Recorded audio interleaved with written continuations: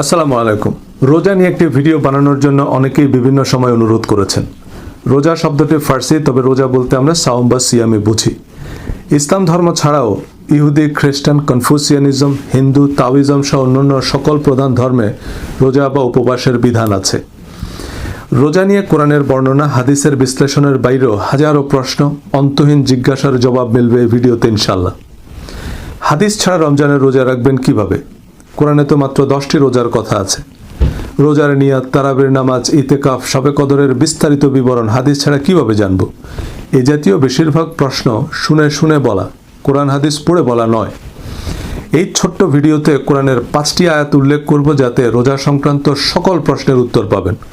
এরপর বুখারী শরীফের সাওম, তারাবি, ইতেকাফ অধ্যায়ের হাদিসগুলোর হাইলাইটস দেখাবো। আচ্ছা, 2 ঈদ অধ্যায়ও জুড়ে দিলাম বোনাস হিসাবে। বুখারী শরীফের বাইরে অন্যান্য হাদিস গ্রন্থের এই বিষয়ে সহিহ হাদিসগুলো থাকবে এই আলোচনায়। অর্থাৎ এই ভিডিও থেকে আপনি কোরআন এবং হাদিসের রোজা সংক্রান্ত যাবতীয় বক্তব্যের সারসংক্ষেপ জেনে যাবেন। এবার কেউ কোনো প্রশ্ন করলে আপনি চিন্তাভাবনা করে যে উত্তর দিবেন, এটাই ফাতোয়া, ইজতিহাদ, কিয়াস বা মত। যারা এই ভিডিও দেখবেন তাদের এক একজনের কিয়াস বা ফতোয়া এক এক রকম হবে। কেউ বলবেন না আরও সহিহ হাদিস আছে, আপনি জানেন না, কিন্তু আমিও জানি না। আর আপনার সব হাদিস সহিহ না, আপনি মন গড়া ব্যাখ্যা দিচ্ছেন। ভাই, সবার ব্যাখ্যাই মন গড়া। কারো কাছেই জিবরাইল আলাইহিস সালাম ওহী নিয়ে আসে না, যে যেভাবে বুঝছে তাই বলতেছে। এবার সংখ্যাগরিষ্ঠের মতামত যেদিকে, তাই হলো ইজমা। মতামত দেওয়ার ক্ষেত্রে আমার সাথে দ্বিমত করবেন না, এই মূলনীতি অনুসরণ করলেই তা সজল রোশন মাযহাব। অনেকে বলবেন আপনাদের কথা তো ফতোয়া বলে গণ্য হবে না। কেন ভাই? কোরআন হাদিসে এর বাইরে রোজা সংক্রান্ত আর কোনো প্রসিদ্ধ ও নির্ভরযোগ্য বর্ণনা নাই। অন্তত দুনিয়ার বেশিরভাগ শায়ক এর চেয়ে বেশি সহিহ হাদিস জানে না। এর বাইরে যাবতীয় প্রশ্নের উত্তর কেবলই যার যার অনুমান ভিত্তিক নিজস্ব মতামত। আর হাদিসে যে সব প্রশ্নের উত্তর নাই এবং তা যে কোরআনের ব্যাখ্যা নয়, তাও আশা করি বুঝতে পারবেন এই আলোচনা থেকে। কোরআনে 10টি রোজা রাখার কথা বলা আছে সূরা বাকারা 196 নং আয়াতে, কিন্তু তা হজের কাফারার রোজা। কেউ কোরবানি দিতে অসমর্থ হলে হজের সময় 3টি রোজা রাখবে, আর বাড়িতে গিয়ে 7টা রোজা, সর্বমোট 10টা রোজা। সবিস্তারে বলা আছে, কোনো তাফসিরের দরকার নেই। এবার রমজানের রোজা প্রসঙ্গে আসি। সূরা বাকারা 183 থেকে 187 এই 5টি আয়াতে রোজার সবকিছুই সোজা সাপটা বলা আছে। হে বিশ্বাসীগণ, তোমাদের পূর্ববর্তী লোকদের মতো তোমাদের উপরও সিয়ামকে ফরজ করা হয়েছে, যেন তোমরা সৎকর্মশীল বা সংযমশীল হতে পারো। সুতরাং রোজা ফরজ, আল্লাহ পরিষ্কার বলে দিয়েছেন। আমাদের পূর্ববর্তীদের উপরও রোজা ফরজ করা হয়েছিল, এবং এর উদ্দেশ্য যাতে আমরা সংযমী ও সৎকর্মশীল হতে পারি। রোজা হচ্ছে যাবতীয় অসৎ কাজ, মনের সকল কুপ্রবৃত্তি থেকে সংযম সাধনার জন্য। কোরআনে সৎ ও অসৎ কাজের তালিকা দেয়া আছে, পুরস্কার ও পরিণামও বলা আছে। রোজার প্রথম 2-1 দিন আমাদের সবারই কিছু একটা খেয়ে বা পান করতে গিয়ে হঠাৎ মনে পড়ে, ও আমি তো রোজা। শেষ বিকালে একটু ঠান্ডা পানি, সুস্বাদু ইফতারের জন্য কত অপেক্ষা, বারবার ঘড়ি দেখি। কিন্তু আসল ব্যাপারটা কিন্তু পানাহার নয়, অসৎ মন্দ কাজ থেকে সংযমের চর্চা। একটা অকারণ মিথ্যা কথা বলতে গিয়ে ও আমি তো রোজা, একটা বেহুদা কথা বলতে গিয়ে থেমে গেলেন, কাউকে গালি দিতে গিয়ে, কারো নিন্দা করতে গিয়ে, কারো অমঙ্গল কামনা করতে গিয়ে, কোনো অসৎ অকল্যাণকর চিন্তা করতে গিয়ে থেমে গিয়ে ভালো কিছুতে মন দিলাম। এতে রোজা শেষে কিছু খেতে গেলে যেমন ধাক্কা লাগে, তেমনি খারাপটা তখন আবর্জনার মতোই অসহ্য মনে হবে। রোজায় ইচ্ছে করে আপনি কিছু খেলে যেমন রোজা হবে না, রোজায় অসৎ মন্দ কথা কাজ চিন্তা করলেও রোজা হবে না। সূরা বাকারা 184। এগুলো নির্দিষ্ট কয়েকদিন। অতঃপর তোমাদের মধ্যে কেউ অসুস্থ হলে বা সফরে থাকলে অন্য দিনগুলোতে এ সংখ্যা পূরণ করে নিতে হবে। আর যাদের জন্য সিয়াম কষ্টকর, তারা তৎপরিবর্তে একজন দরিদ্রকে আহার্য দান করবে। অতএব যে ব্যক্তি স্বেচ্ছায় সৎ কাজ করে তার জন্য কল্যাণ। আর তোমরা যদি বুঝে থাকো তাহলে সিয়াম পালনই তোমাদের জন্য কল্যাণকর। সুতরাং রোগ বা সফর অন্য কোনো কারণে অপারগ হলে পরবর্তীতে সমান সংখ্যক রোজা রাখবে সুবিধামতো সময়ে, আর একেবারে অসমর্থ হলে একজন দরিদ্রকে সাধ্যমতো খাওয়াবে। কেউ যদি কোনো কারণ ছাড়াই রোজা না রাখে, অনেকেই রোজা রাখে না, কোনো কারণ ছাড়াই রাখে না, তাদের জন্য কোনো শাস্তি বা কাফারার কথা কোরআনে নেই। তাহলে যে রোজা রাখে না সে আগের হিসাবে মেলাতে পারেনি, আগের অঙ্কই সে বুঝেনি, ঈমান ইস্যুতেই সে কনভিন্সড না, রোজা রাখার মতো বিশ্বাসের ভিত তার তৈরি হয়নি। আমাদের কাজ তার বিশ্বাসের দুর্বল জায়গাগুলো চিহ্নিত করা, সেগুলোকে অনুমোদন দেয়া এবং সে ক্ষত সারিয়ে তুলতে সাহায্য করা। সে কেন কাফের, কেন নরকে পুড়বে, কেন তাকে হত্যা করতে হবে, এসব যুক্তি প্রমাণ হাজির করা নয়। কাউকে জোর করে নাস্তিক কাফের প্রমাণ করা ইসলামের প্রচার নয়। তাকে ইসলাম ও আল্লাহকে বুঝতে সাহায্য করাই আমাদের কাজ। যেভাবে বললে বুঝবে সেভাবে বোঝাতে হবে, বিরক্তি সৃষ্টি করা যাবে না।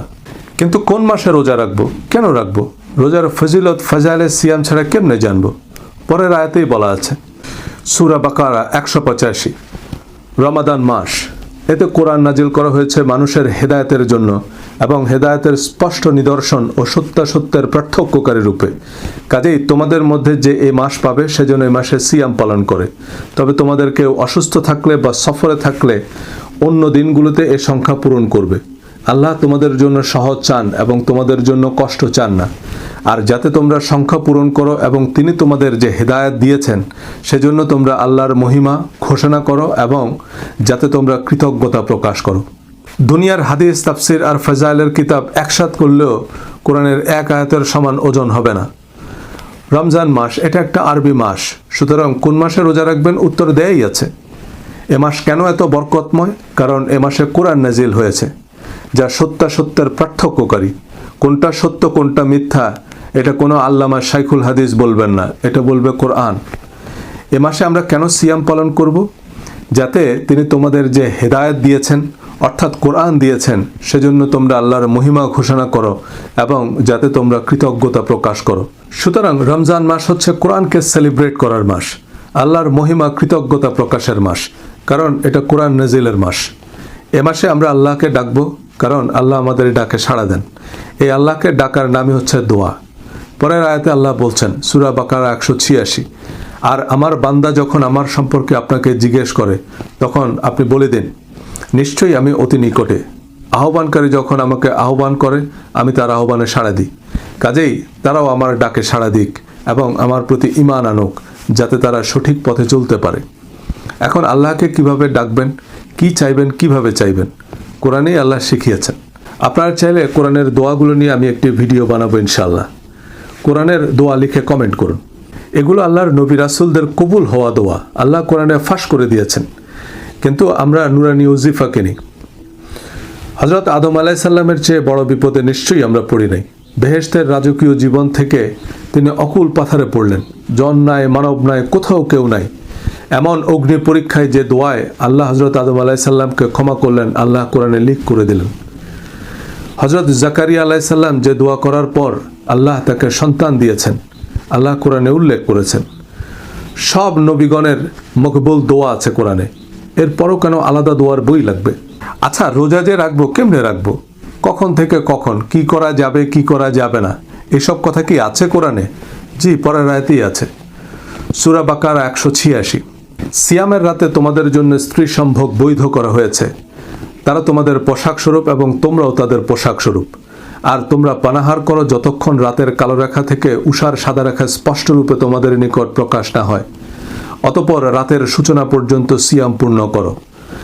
আর তোমরা মসজিদে ইতিকাফরত অবস্থায় তাদের সাথে সঙ্গত হইও না, এগুলো আল্লাহর সীমারেখা, কাজেই এগুলোর নিকটবর্তী হইও না। এভাবে আল্লাহ তার আয়াতসমূহ মানুষের জন্য সুস্পষ্টভাবে ব্যক্ত করেন যাতে তারা সৎকর্মশীল হতে পারে। সুতরাং রাতের বেলায় খাওয়া দাওয়া, ময় মহাব্বত সবই করতে পারবেন। কখন থেকে কখন রোজা রাখবেন তাও বলা আছে। এরপর এটাও বলেছেন, এভাবেই আল্লাহ তার আয়াতসমূহ মানুষের জন্য সুস্পষ্টভাবে ব্যক্ত করেন যাতে তারা সৎকর্মশীল হতে পারে। সুতরাং আল্লাহর দাবি তিনি প্রয়োজনীয় ও প্রযোজ্য সবকিছু সবিস্তারে বলে দিয়েছেন। কিন্তু আমাদের যে 1,99,000 প্রশ্ন, সেগুলোর উত্তর কই? রোজার নিয়ত কি কেবলামুখী হয়ে করা লাগবে? রক্ত বের হলো কি রোজা ভঙ্গ হবে? ইচ্ছা করে ভুলবশত খেয়ে ফেললে?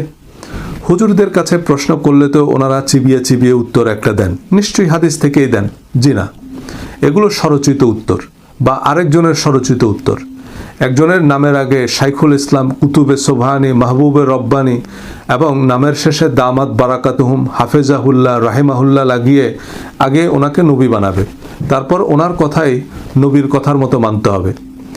দামাত বারাকাতুহুম মানে আল্লাহ তাকে দীর্ঘজীবী করুক, রাহিমাহুল্লাহ মানে আল্লাহ তাকে রহম করুক। এই দোয়াগুলো এখন থেকে নিজের বাবা মা দাদা নানার নামের সাথে পড়বেন। কোরআন হাদিসে কোনো হুজুরের নাম নাই, কিন্তু পিতামাতার কথা আছে পাতায় পাতায়। পিতামাতার চেয়ে বড় পীর আর দুনিয়াতে নাই। বাবা বেঁচে থাকলে যতবার আব্বার নাম নেবেন ততবার বলবেন আমার আব্বা দামাত বারাকাতুহুম বা হাফেজাহুল্লাহ, আর মারা গেলে বলবেন আমার নানা রাহিমাহুল্লাহ, অর্থাৎ আমার নানা আল্লাহ তাকে দয়া করুন বলে যা বলার বলবেন। এগুলো দোয়া, আমরা এগুলোকে হুজুরদের টাইটেল মনে করি, FCPS ডিগ্রির মতো। কি এক মুসিবত! সর্বকালের অন্যতম শ্রেষ্ঠ মুফতি ইমাম মালিককে 100টা ফতোয়া জিজ্ঞেস করলে উনি প্রায় 70টা প্রশ্নের কি উত্তর দিতেন? লা আদরি, আমি জানি না। কেন জানে না? কোরআন হাদিসে না থাকলে উনি কোত্থেকে জানবে? ওনার কাছে তো জিবরাইল আলাইহিস সালাম ওহী নিয়ে আসতো না। তাহলে আমরা যে প্রশ্ন করার আগেই উত্তর দেওয়া শুরু করি, আমাদেরকে কে জানাইলো? জিবরাইল না ইবলিস? এবারে চলুন সহিহ হাদিসের ভান্ডারে আর কি তথ্য আছে। আমি রিপিটেশন, অর্থাৎ একই হাদিস প্রায় 50 বার আছে বুখারী শরীফে। আমি সেখান থেকে একটি হাদিস নিয়েছি। বর্ণনাক্রম, অর্থাৎ কে কার কাছ থেকে শুনেছে, এবং টার্ন বাই টার্ন বিবরণ বাদ দিয়ে আমাদের জন্য প্রযোজ্য বা প্রয়োজনীয় সহিহ হাদিসগুলোর সারসংক্ষেপ একত্রিত করেছি। এর বাইরে কিছু সহিহ হাদিস থাকলেও তা নিয়ে উল্লেখযোগ্য ইখতিলাফ আছে। তাতে আমাদের জন্য প্রযোজ্য কোনো বিশেষ উপদেশ নেই। আর পরবর্তীতে নজরে পড়লে বা কেউ জানলে রেফারেন্স সহ কমেন্টে জানাবেন, আমি ভিডিও ডেসক্রিপশনে যোগ করে দেব। তবে মোটামুটি নিশ্চিত থাকতে পারেন দুনিয়ার 99% মুহাদ্দিস রোজা সংক্রান্ত এর চেয়ে বেশি হাদিস জানে না। বুখারী শরীফ সাওম অধ্যায়, ইসলামিক ফাউন্ডেশন সিরিয়াল বাংলা হাদিস অ্যাপ অনুযায়ী এই সবগুলো হাদিস অবশ্য রোজার সাথে সম্পর্কিত নয়, তবু আমি উল্লেখ করছি। এর বাইরে কিছু হাদিস আমার বোধগম্য হয়নি, আমি স্কিপ করেছি। যেমন রোজাদারের মুখের দুর্গন্ধ আল্লাহর প্রিয়। দুর্গন্ধ আবার আল্লাহর প্রিয় হয় কি করে? আর এই হাদিসের শিক্ষা কি? দাঁত নামে যে মুখে দুর্গন্ধ বানাবো? যাই হোক, চলুন জেনে নেওয়া যাক হাদিসের মহাপণ্ডিতদের কাছে হাদিস শাস্ত্রের কি কি মারণাস্ত্র আছে। 1773 সিয়াম ঢাল স্বরূপ, সুতরাং অশ্লীলতা করবে না এবং মূর্খের মতো কাজ করবে না।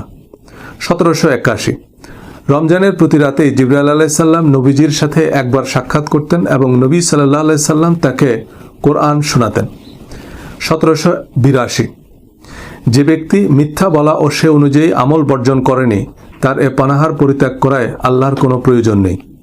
1783 সিয়াম আল্লাহর জন্য, তিনিই এর প্রতিদান দিবেন।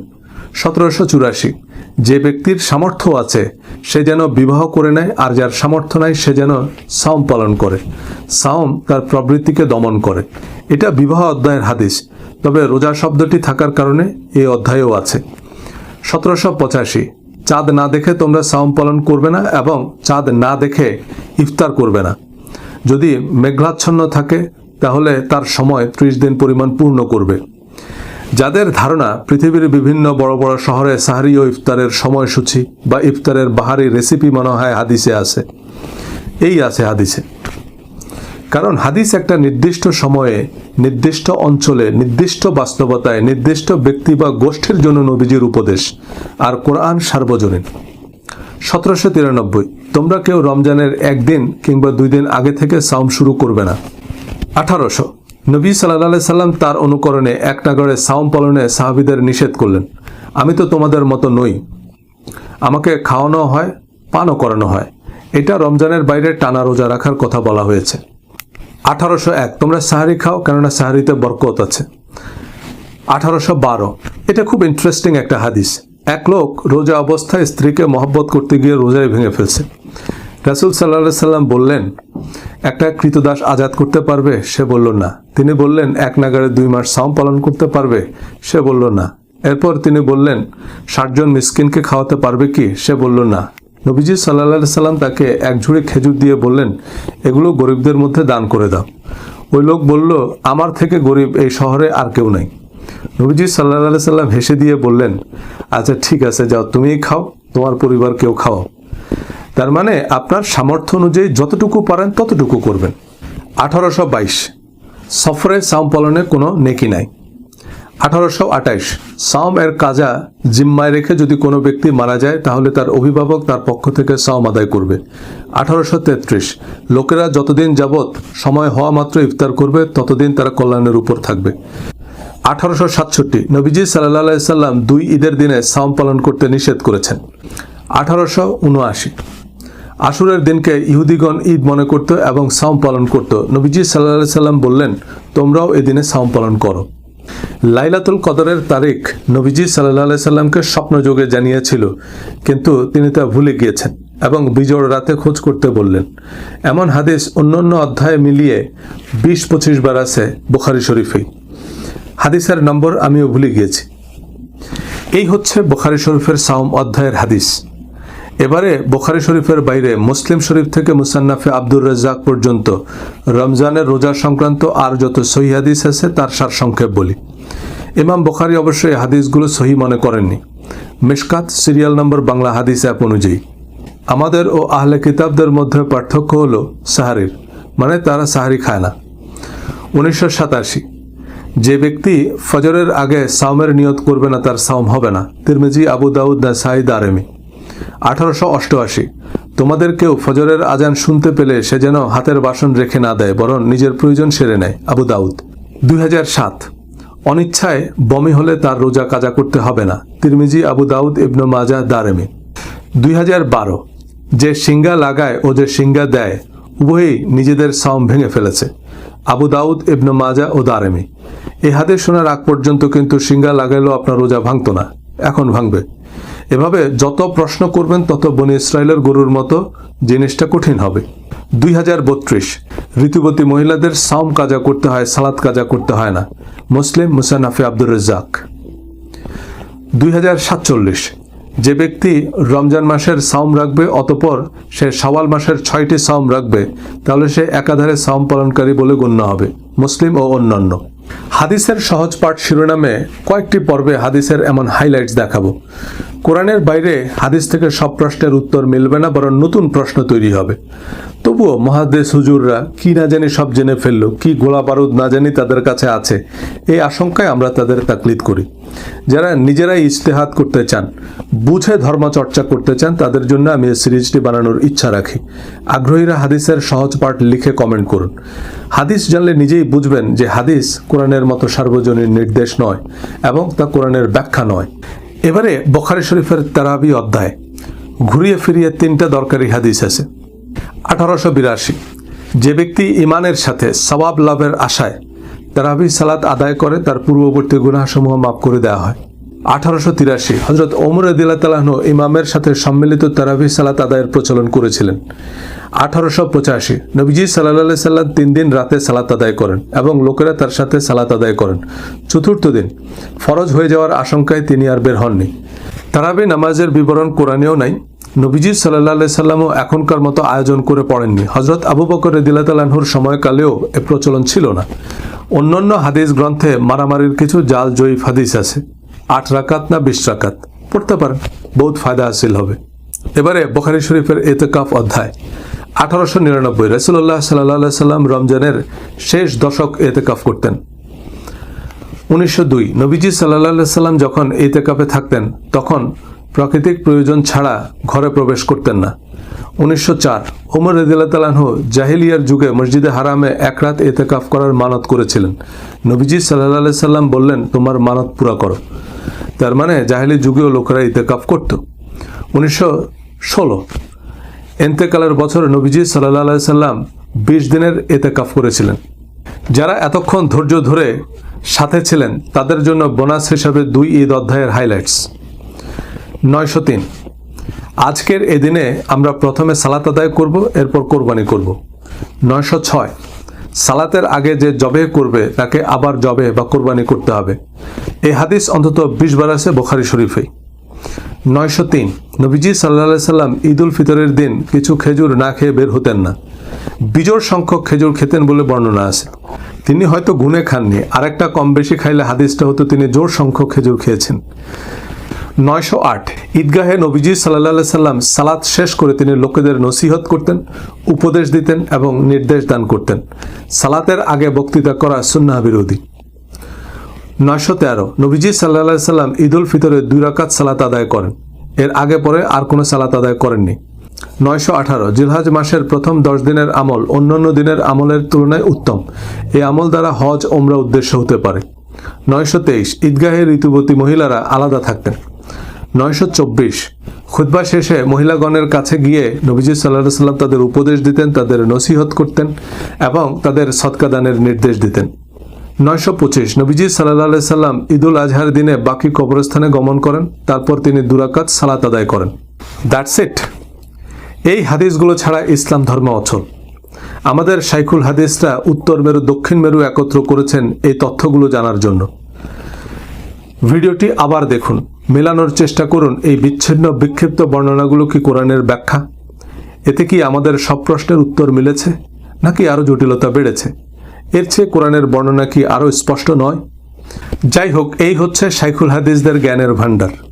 আপনার বিশ্বাস না হলে পরিচিত কোনো মুহাদ্দিসকে রমজানের রোজা, তারাবি, শবে কদর, ইতিকাফ ও ঈদ নিয়ে কি সহিহ হাদিস আছে জিজ্ঞেস করলে বুঝবেন উনি কয়টা হাদিস জানে। এক হাদিস বুখারী শরীফেই 20 বার আছে। কিছু হাদিসের সাথে নবীজি সাল্লাল্লাহু আলাইহি সাল্লামের সম্পৃক্ততা নেই, আমাদের জন্য প্রযোজ্য কোনো মেসেজ নেই, সেজন্য আমি স্কিপ করেছি। আর কারো এই শর্টকাট পছন্দ না হলে তিনি মহিষের চামড়ার উপর হাতে লেখা অরিজিনাল পাণ্ডুলিপিতে এই জিনিসগুলো জানতে পায়ে হেঁটে উজবেকিস্তান যেতে পারেন। কোরআন এবং হাদিসের প্রয়োজনীয় তথ্য আপনার কাছে আছে। এরপর কোনো প্রশ্ন মাথায় আসলে আপনার যা সঠিক মনে হবে তাই উত্তর। আপনি যদি কেবলা নির্ণয় করতে না পারেন, আপনার যেদিকে কেবলা মনে হবে সেদিকেই কেবলা। এই মূলনীতি বলা আছে বুখারী শরীফের প্রথম হাদিসেও। প্রত্যেক কাজ নিয়তের সাথে সম্পর্কিত, আর মানুষ তার নিয়ত অনুযায়ী ফল পাবে। আপনার সাথে বোঝাপড়া হচ্ছে আল্লাহর, আর আল্লাহ জানে আপনি কি উদ্দেশ্যে কি করেছেন। আমাদের নামাজ, রোজা, হজ, কোরবানি যদি আল্লাহর উদ্দেশ্যে হয়, তবে যেভাবেই করছি, যতটুকুই করছি, আল্লাহ অবশ্যই কবুল করবেন। আর ঝগড়ার উদ্দেশ্যে, তর্কে জেতার জন্য, লোক দেখানোর খাতিরে, নিজেদের মজহাব প্রতিষ্ঠার জন্য যাই করেন, মনে রাখবেন আল্লাহ আমার আপনার নামাজ, রোজা, হজ, কোরবানির কাঙ্গাল না। আল্লাহর সৃষ্টি জগতের তুলনায় আমাদের এই পৃথিবীটা একটা অদৃশ্য ভাইরাসের চেয়েও ক্ষুদ্র। আমি আপনি তো হিসাবেই পড়ি না, এমন 1 বিলিয়ন পৃথিবী বিলীন হয়ে গেলেও স্রষ্টার সৃষ্টি জগতের কিছুই হবে না। ধন্যবাদ।